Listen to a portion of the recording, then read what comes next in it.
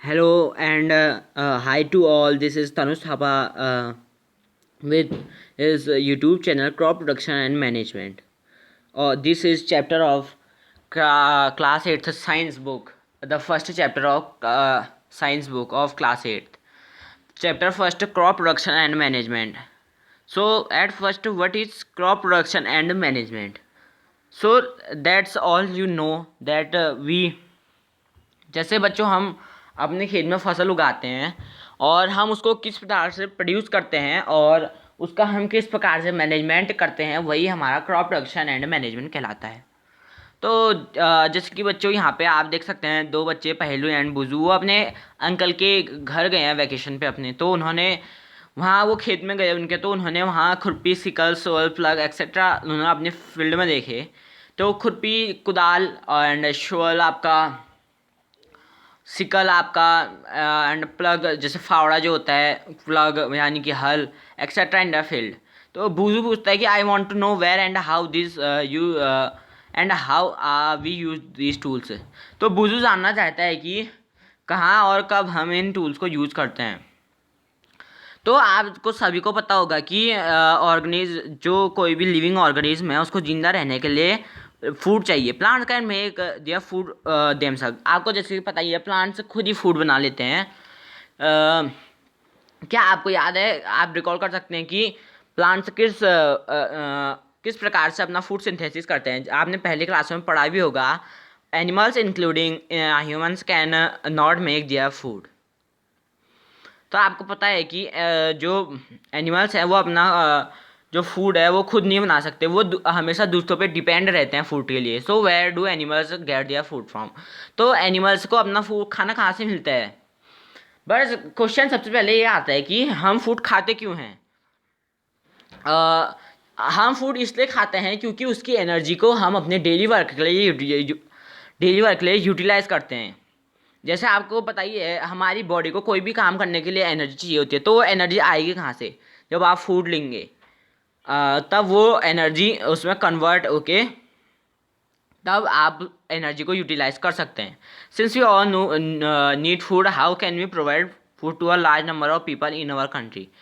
जैसे कि आपको सभी को पता है, हम सभी को खाना चाहिए, चाहे वो गरीब हो, अमीर हो या मिडिल क्लास हो, सबको खाना चाहिए, सबको खाना चाहिए।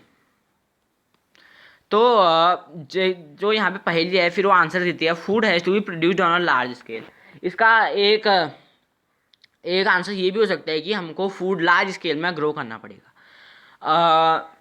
अगर हमको लार्ज पॉपुलेशन के लिए फूड ग्रो करना है तो हमको उसके लिए तीन चीज़ें, जैसे कि यहाँ पे मेंशन है, regular production, proper management and distribution is necessary.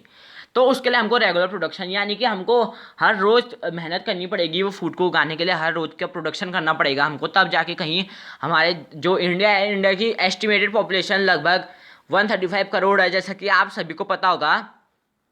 तो उस हिसाब से अगर हमको अपने पूरी देश को फीड करना है तो उसके लिए हमको regular production, proper management. Proper management से आप क्या समझते हैं? प्रॉपर मैनेजमेंट वही है, जैसे आप प्रॉपर मैनेजमेंट का एग्जांपल देख सकते हैं कि जैसे किसान है, किसान अपने खेत में उसको मैन्योर भी चाहिए अपने खेत में, उसको फर्टिलाइज़र भी चाहिए, उसको सीड्स भी चाहिए ग्रो करने के लिए। तो इन सभी जो ऐसी जो फार्मर जैसे मैनेज करता है, जैसे वीड्स निकालता है, जो फार्मर होता है जैसे वो वीड्स निकालता है अपने खेत में से, जो अनवांटेड प्लांट्स होते हैं उनको निकालता है, उसी को प्रॉपर मैनेजमेंट ही बोलते हैं। एंड द डिस्ट्रीब्यूशन, और डिस्ट्रीब्यूशन यानी कि बंटवारा।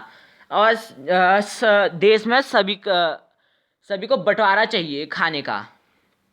तो यहाँ पे टॉपिक है अगला, एग्रीकल्चर प्रैक्टिसेस। देखिए यहाँ पे एक येलो बॉक्स में एक फैक्ट दिया हुआ है, till 10,000 BC people one nomadic. जैसा कि आप सभी को पता है, 10,000 BC से पहले पीपल जो थे नोमैडिक थे। जब उसके बाद उन्होंने अपना खाना शुरू किया, फूड की सर्च में, शेल्टर की सर्च में जब वो गए, तो उन्होंने वो सबसे पहले फ्रूट्स एंड वेजिटेबल्स खाना स्टार्ट किया उन्होंने, and started hunting animal for food. और उन्होंने जानवरों को भी मारना शुरू किया अपने फूड के लिए। Later they could cultivate land and produce rice.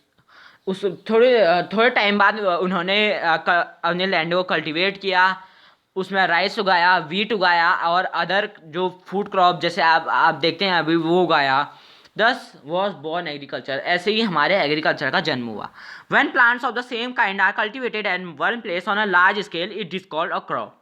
तो अगर आप कह सकते हैं क्रॉप को, जैसे अगर किसी ने अपने छोटे से टुकड़े, अब मान लीजिए अब क्रॉप तो आप उसको कहेंगे नहीं जहाँ सिर्फ आपके 2-3 पेड़ आपको गेहूं के मिल गए, 2-3 पेड़ आपको चावल के मिल गए, आप उसको कहेंगे नहीं ना। तो जो लार्ज स्केल पे जो प्रोडक्शन होता है उसको हम क्रॉप कहते हैं।